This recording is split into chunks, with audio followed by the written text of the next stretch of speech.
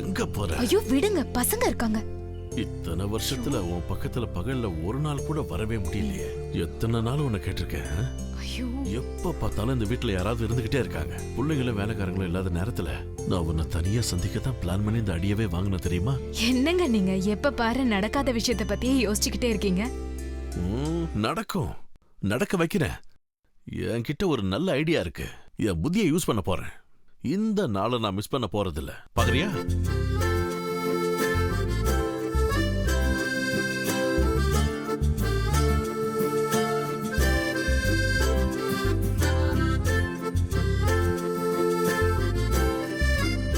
இது குழந்தைகளா பார்க்க வேண்டிய படமா? ரொம்ப நல்லா இருக்குமா? அப்படிதான் எல்லாரும் பேசிக்கிறாங்க.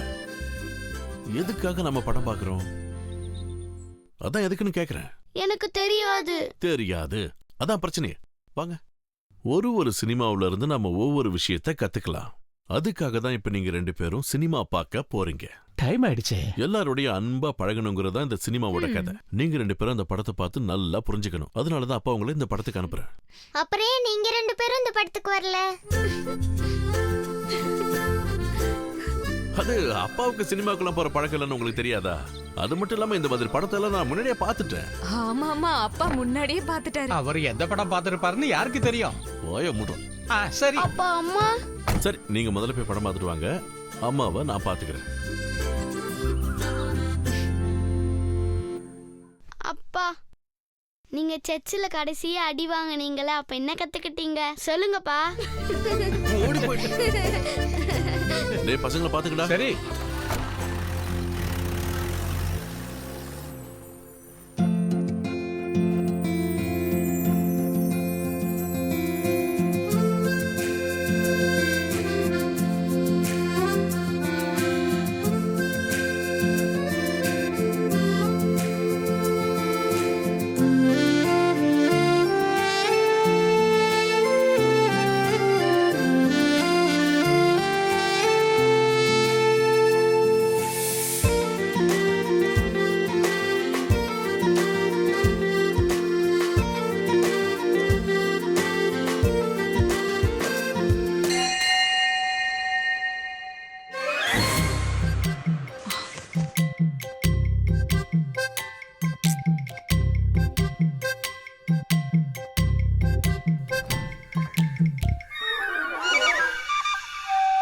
என்ன விஷயம் எல்லாரும் இந்த நேரத்துல இங்க வந்திருக்கீங்க?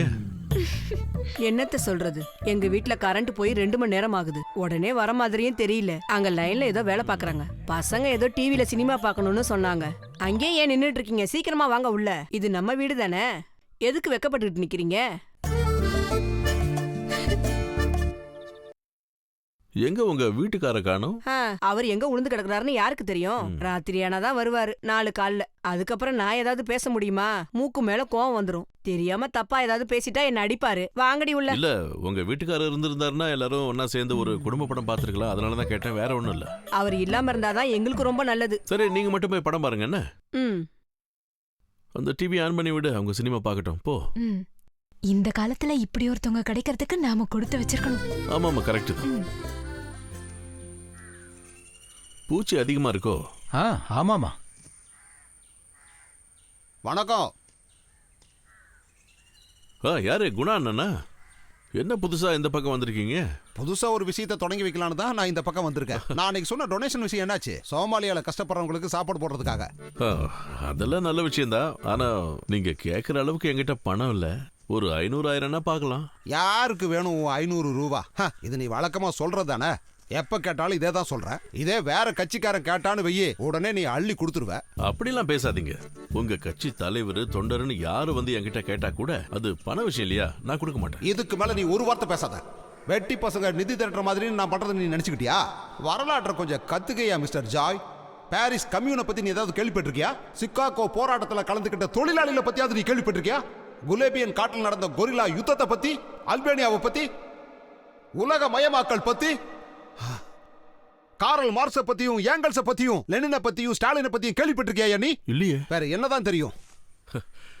எனக்கு அவ்வளோ அறிவுலாம் இல்லைன்னு உங்களுக்கு நல்லா தெரியும்ல. ஆனா பாரதியார், அப்துல் கலாம், காமராஜன் இவங்களை பத்தி எல்லாம் கேள்விப்பட்டிருக்கேன். ஆனா எங்க அப்பா கட்சிக்காரா இருந்தாலும் சரி, பெரிய கஞ்சனா இருந்தாலும் சரி, கம்யூனிஸ்ட் காரங்க மேல ரொம்ப நல்ல மரியாதை வச்சிருந்தாரு. ஒரு நாள் கம்யூனிஸ்டுக்காரங்க கூட்டம் போட்டிருந்தாங்க. அந்த கூட்டத்துக்கு என் அப்பா என்ன கூட்டிட்டு போயிருந்தார். என்ன ஒரு பேச்சு! மனுஷங்களோட மனசு அப்படியே போட்டு உருக்குறாங்க. அவங்க பேச்ச கேட்கும்போது நெஞ்சுக்குள்ள ஒரு வெறி வரும். நீங்களும் அதே மாதிரி தான். சரி, அவங்கள பத்தி உங்களுக்கு ஏதாவது தெரிஞ்சா எனக்கு சொல்லுங்களேன். என்ன கலாய்க்கிறியா? இந்த மாதிரி நிறைய டைம் நீ என்கிட்ட வம்பிழுத்து இருக்கிற. ஆனா நான் இதையும் கண்டுக்கல. இதுக்கெல்லாம் சேர்த்து வச்சு நான் உன்னை பழி வாங்கல. நான் கட்சி விட்டே வெளியே வந்துடுறேன். பாத்துக்கிட்டே இரு. என்ன ஒரு அறிவு! क्या बोलना? நான் ஏற்கனவே உங்ககிட்ட சொல்லியிருக்கேன். உங்களுக்கு அங்கே இருக்க முடியலன்னா கிளம்பி இங்க வந்துருங்க. இங்கத்த விஷயமா? இங்கத்த விஷயத்த மேனேஜ் பண்ணிக்கலாம். ஆமா, அப்புறம் வரதா இருந்தா முன்கூட்டியே தெரியப்படுத்தினா நல்லா இருக்கும். சரி சரி, ஓகே ஓகே. இது என்னோட பெரிய ஆசை சார். போன தடவையும் நான் நிறைய ட்ரை பண்ணேன். ஆனா உங்க விஷயத்தை பத்தி பேசுறதுக்காக மினிஸ்டர் ஆபீஸ்ல இருந்து கால் பண்ணாங்க. பப்ளிக் ப்ராசிக்யூட்டர் நியமன விஷயத்துல நான் லா செக்ரட்டரியா இருக்கிற வரைக்கும் நீங்க எதுக்கும் டென்ஷன் ஆகாதீங்க. எல்லாத்தையும் நான் பாத்துக்கிறேன். கூடிய சீக்கிரம் அப்பாயின்மெண்ட் ஆர்டர் கைக்கு வரும்.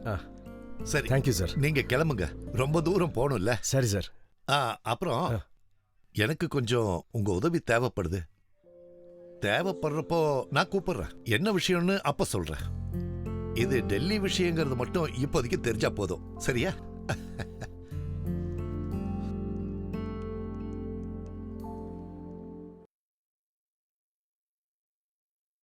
நான் இந்த டெல்லிங்கிற பேரே நியூஸ் பேப்பர்ல தான் பார்த்துருக்கேன். அப்புறம் அந்த ரிபப்ளிக் டேக்கு கொடி ஏற்றுவாங்கல்ல, அதையும் டிவியில் பார்த்துருக்கேன். அதெல்லாம் பார்த்து பார்த்து சலிச்சு போச்சு. ஒருவேளை இதெல்லாம் தெரிஞ்சு வச்சுக்கிட்டாலும் நம்ம வீட்டில் நடக்கிற பிரச்சனை எல்லாம் சரியாயிடுமா என்ன சொல்லு? இந்த அரசியல்வாதிங்க பண்ற பாவத்தை எங்க போய் தீர்த்துக்க போறானுங்களோ தெரியல. என்ன நீங்க இன்னைக்கு டெல்லி புராணமா பேசிட்டு இருக்கீங்க? அது ஒன்றும் இல்லை நான்சி. கொஞ்ச நேரத்துக்கு முன்னாடி சன்னி ஃபோன் பண்ணியிருந்தா. ஏதோ டெல்லி பிரச்சனைன்னு சொல்லிக்கிட்டு இருந்தா. ஆனால் எனக்கு ஒன்றும் புரியல. அந்த டெல்லிங்கிறது ரொம்ப தூரத்தில் இருக்கு. ஆனால் இங்கே இருக்கிற சன்னிக்கு அதனால எவ்வளோ பிரச்சனை வருதுன்னு சொல்லிக்கிட்டு இருக்கான். அதான் எனக்கு ஒன்றும் புரிய மாட்டேங்குது. எப்போ பார்த்தாலும் பிரச்சனைங்கிறான்.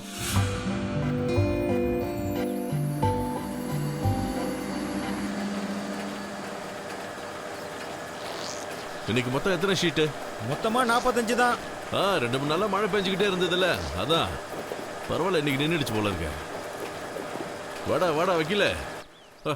என்னடா காலையில முகம் வாடி போய் வந்திருக்க? கட்சியில் ஏதாவது பிரச்சனையா? இல்லை உன் திருட்டு சாட்சி ஏதாவது வேலை வச்சிடுச்சா? இல்லைன்னா உனக்கு எய்ட்ஸ் வந்துருச்சா? என்னடா விஷயம் கொஞ்சம் சீரியஸ். நீ கூட வா. டேய் ஜாய், எனக்கு உன் வீட்டில் ஒரு ஆளை இல்ல 2 பேரை மறைச்சு வைக்கணும். என்னடா சொல்ற நீ? என் வீட்டில் ஆளுங்களை ஒளிச்சு வைக்க போறியா? ஏன்டா என்னடாச்சு உனக்கு? நான் சொல்றது கொஞ்சம். அதெல்லாம் ஒண்ணு வேணாம். ஏதோ கொலைகாரங்களை தீவிரவாதிகளை ஒளிச்சு வைக்க போறியா? ஜாய், உனக்கு என்னடா பைத்தியம் பிடிச்சிருச்சா? ஏன்டா நாங்க இங்க சந்தோஷமா வாழறது உனக்கு பிடிக்கலையா? அதெல்லாம் ஒண்ணும் முடியாது. ஹே, நான் சொல்றத கொஞ்சம் கேளுடா. இது தீவிரவாதி கொலைகாரம்லாம் இல்ல. ஒரு பொண்ணும் பையனும். ஒரு பொண்ணும் பையனுமா? ஆமாடா, காதலனும் காதலியும். ஒரு காதலனும் காதலியுமா? இந்த காதலன் காதலி எல்லாம் எப்படி இருப்பாங்கன்னு எனக்கும் தெரியும்டா. அவங்க காதலிச்சுட்டு விட்டுட்டு ஓடி போறதும் தற்கொலை பண்ணிக்கிறதும் நிறைய பேப்பர்ல நான் படிச்சிருக்கேன். இந்த லவ் கிவ் பண்றேன்னு சொல்லிட்டு ஓடி ஒளிஞ்சு சாகிறத விட கல்யாணம் பண்ணிக்கிட்டு என்ன மாதிரி குழந்தை குட்டிங்களோட நிம்மதியா வாழலாம். உண்மையை சொல்லணும்னா என் வாழ்க்கையில் இது வரைக்கும் ஒரு காதலனியோ காதலியோ நேர்ல பார்த்ததே இல்லை தெரியுமா? ஆனா கதையில நிறைய படிச்சிருக்கேன். எங்க அப்பாவை ஏமாத்திட்டு போய் ஸ்கூலையும் கட்டடிச்சிட்டு பார்த்த படங்கள்லயும் பார்த்திருக்கேன். அதெல்லாம் எப்படி மறக்க முடியும்? சகுந்தலா, நம்ம இந்த காட்டிலேயே இருந்தா எப்படி இருக்கும்? எப்படி? உன்னை கட்டி பிடிச்சுக்கிட்டு பாட்டு பாடி இந்த காட்டை சுத்தி வந்தா பசிக்கும் போது? ஐயோ பசியா? காதல் வந்தா யாருக்காவது பசி எடுக்குமா? நான் பார்த்ததிலே அவள் ஒருத்தியை தான் நல்ல அழகி என்பேன், நல்ல அழகி என்பேன். டேய், உண்மையிலேயே இந்த காதல்னா என்னடா? ஒரு பையனும் பொண்ணு ஊரை விட்டு ஓடுறாங்களே, அதுதானடா? அப்படின்னா உனக்கு நான்சி கிட்டயும் எனக்கு இந்திராணி கிட்டயும் இருக்கிறதால என்னடா? அது எனக்கும் தெரியாதுப்பா. உண்மையை சொல்லட்டா, நான்சியை நான் கல்யாணம் பண்ணதுக்கு அப்புறம் ஒரு பொண்ணை கூட ஏறெடுத்து பார்க்கல தெரியுமா? ஆனா வீட்டுக்கு வேலைக்கு வர்ற பொண்ணுங்களை அப்படி இப்படி கொஞ்சம் பார்த்துருக்கேன். ஆனா நான்சியை பத்தி நினைக்கும் போது மற்ற யாருமே எனக்கு பெருசா தெரியவே இல்லடா. நீ சொல்ற அந்த காதலன் காதலி எப்படி? அப்படி கேட்டீன்னா நானும் இது முதல் தடவையா தான் அவங்கள பார்க்க போறேன். படிக்கிற காலத்திலேயே நமக்கு இதுக்கெல்லாம் நேரம் கிடைக்கலையே. முதல்ல நான் பார்த்தது உன்னையும் நான்சியும் தான். அது கரெக்டு தான். நானும் நான்சியும் சந்தோஷமா வாழற ஒரு கணவன் மனைவி. ஆனா பகல்ல ஒரு நாள் கூட அவ கூட நான் இருந்ததே இல்லை தெரியுமா? ஆனா இந்த காதலன் காதலின்னு சொன்னா ராத்திரி பகல்னு பார்க்காம எப்பவும் கட்டி பிடிச்சிட்டே இருப்பாங்களடா.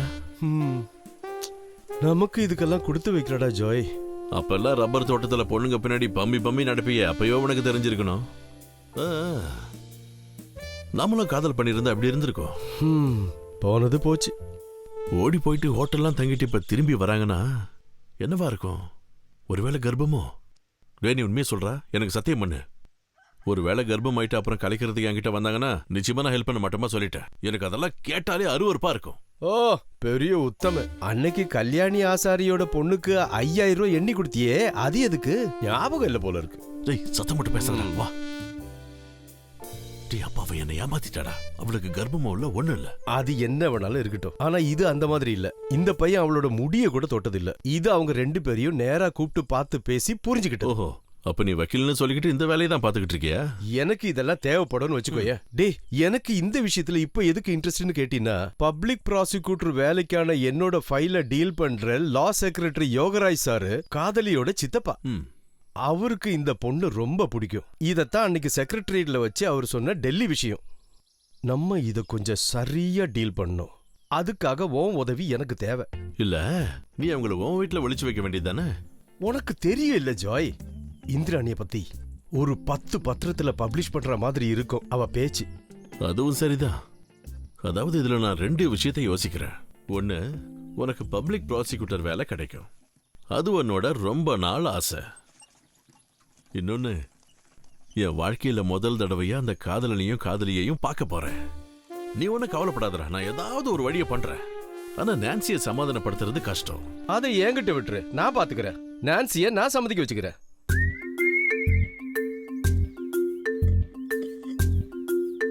நீ உங்க வீட்டுக்கு போய் ரொம்ப நாள் ஆயிடுச்சுல, வேணும்னா 2 நாள் அங்க தங்கிட்டு வா.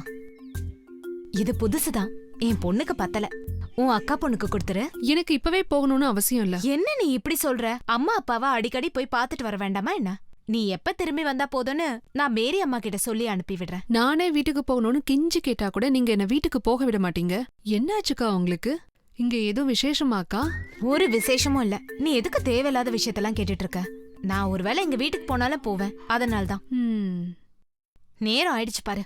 அது இதுன்னு சொல்லிட்டு இருக்காம நீ வராண்டால போய் நிலை. இதோ வர. ஹரி கிட்ட சொல்லிருக்க உன்னை வீட்டுல டிராப் பண்ண சொல்லி. நீ எங்க கிளம்பிட்ட? அக்கா என் வீட்டுக்கு போயிட்டு வர சொன்னாங்க, அதான் போறேன். நீ என்ன எனக்கு இப்படி ஒரு சர்ப்ரைஸ கொடுத்துட்ட? நீ இவ்ளோ சீக்கிரம் அதுக்கு ஒத்துக்குவோன்னு நான் கனவுல கூட நினைச்சு பார்க்கல. உன்னை சமாதானப்படுத்துறது ரொம்ப கஷ்டம்னு நினைச்சுக்கிட்டு இருந்தேனே. இது என்ன நடக்காத விஷயமா? அவங்க என்ன லவ் தானே பண்ணாங்க. அவங்களும் மனுஷங்க தானே. அவங்களும் வாழ வேண்டாமா? அவங்கள வர சொல்லிட்டு நீங்க இப்படி நின்னுட்டு இருந்தா எப்படி? வீட்டை இப்ப நாம தான் சுத்தம் பண்ணி வைக்கணும். வேலை செய்யறவங்கள அனுப்பிட்டா நம்ம தானே சுத்தம் பண்ணி வைக்கணும்.